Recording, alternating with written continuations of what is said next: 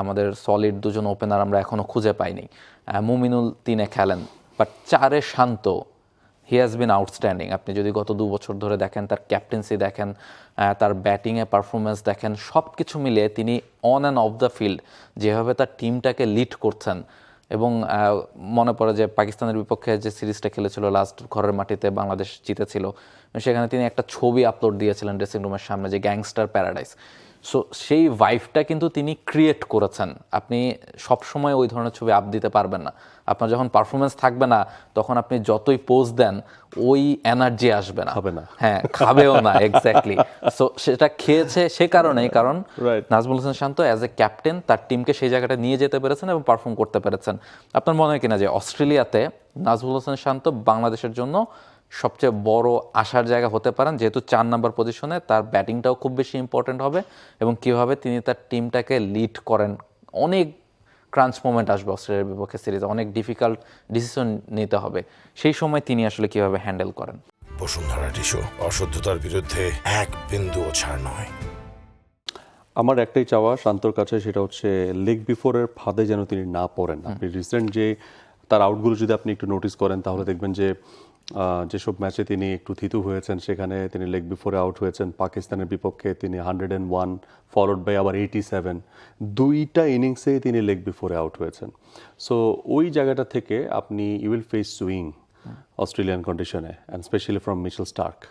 So ওই জায়গাটা থেকে আপনাকে সুইংটা নেগোশিয়েট করতে হবে। আপনি যদি আপনার 3টা স্টাম্পের যে চ্যানেলটা, এই চ্যানেলটাকে যদি ব্যাট বলের হ্যান্ড আই কোঅর্ডিনেশনটা পারফেক্ট রাখেন, ব্যাটটাকে ওপেন না করেন, সো ওই জায়গাটা একটা ইম্পর্ট্যান্ট আমার কাছে মনে হয়। শান্ত রিসেন্ট যেভাবে তিনি ইনিংস বড় করেছেন এবং বড় করে আউট হয়েছেন, সো লেগ বিফোরের জায়গাটা যদি তিনি মোটামুটি ক্লিয়ার করতে পারেন, আই থিঙ্ক তার জন্য অপরচুনিটিস অনেক হাই। আর আমরা অ্যাওয়েতেও কিন্তু শান্তকে ভালো করতে দেখেছি।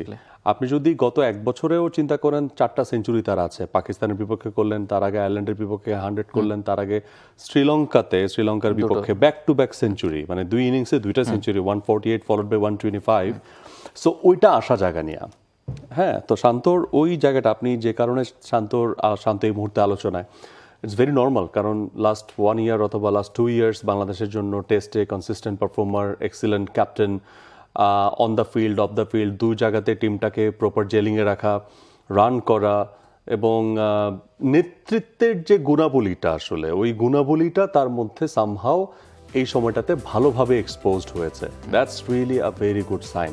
শান্ত কোথায় ছিলেন রাহুল? শান্ত ছিলেন বাংলাদেশের সবচাইতে ট্রোলড একজন ক্রিকেটার, সবচাইতে ট্রোলড একজন ক্রিকেটার। তার ফ্যামিলি মেম্বার, তিনি কত কিছুর শিকার হয়েছেন। একটা রেস্টুরেন্টে যাবেন খেতে, সেখানেও পাশ থেকে কেউ হয়তো বা টিটকারি মেরেছে। তো এরকম সিচুয়েশন তো তার লাইফে এসছে। সেখান থেকে এই মুহূর্তে বাংলাদেশের টেস্ট ক্রিকেটের সবচাইতে ভরসার নাম হওয়া, হেডলাইন হওয়া, that's not that much easier. So hats off to Shanto, the captain of Bangladesh. এই মুহূর্তে it's a very important series.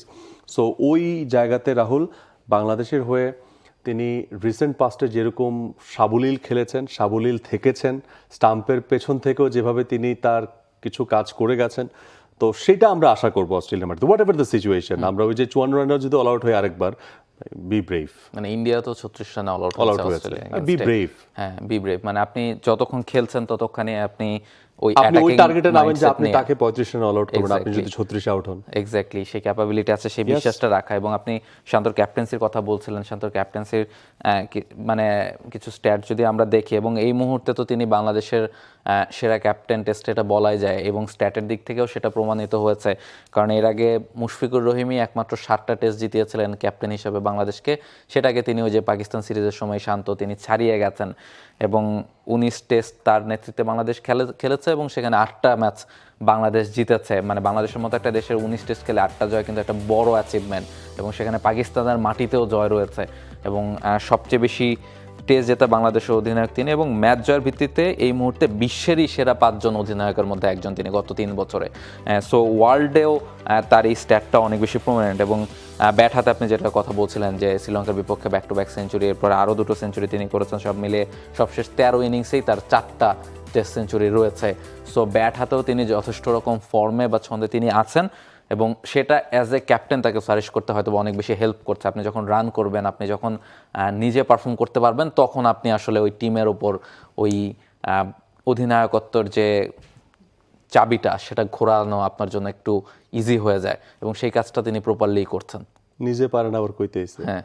তাই না? এরকম একটা ব্যাপার মনে মনে তৈরি হয় যে নিজে কিছু করতে পারে না। তো যাই হোক, মানে যে আসলে ক্যাপ্টেন হিসেবে যখন আপনি প্রপারলি লিড করতে না পারবেন, রানে না থাকবেন বা উইকেট পারচেস করতে না পারবেন, মেহেদী মিরাজ যেই চাপটাতে পড়েছেন, যেটা তো একদম রিসেন্ট এক্সাম্পল।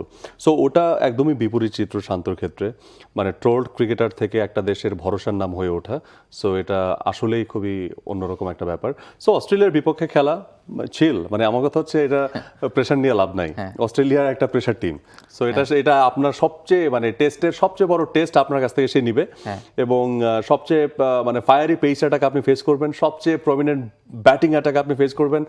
সো মানে এটাতে ওই প্রেশারটাকে ভিতরে না নিয়ে লেটস এনজয়। এক্স্যাক্টলি। এবং অস্ট্রেলিয়ার বিপক্ষে টেস্টে আপনার আসলে আপনি তেমন কিছু হারানোর নেই, আপনি কিছু পেতে পারেন এখান থেকে। সো ওই প্রেশারটা রিলিফ করে যে কিছু একটা যদি দাওয়াতটা পেয়েছেন, এটাই তো একটা প্রাপ্তি। এক্স্যাক্টলি। এবং সেই জায়গা থেকে যদি আপনি কিছু নিয়ে আসতে পারেন, হয়তোবা এই যে 23 বছরের ব্যবধান সেটা খানিকটা ছোট হয়ে আসতে পারে। For more updates, subscribe to our YouTube channel and click on the bell icon. Follow us on Facebook and Instagram. Download T Sports app to enjoy exciting games and highlights. Visit tsports.com.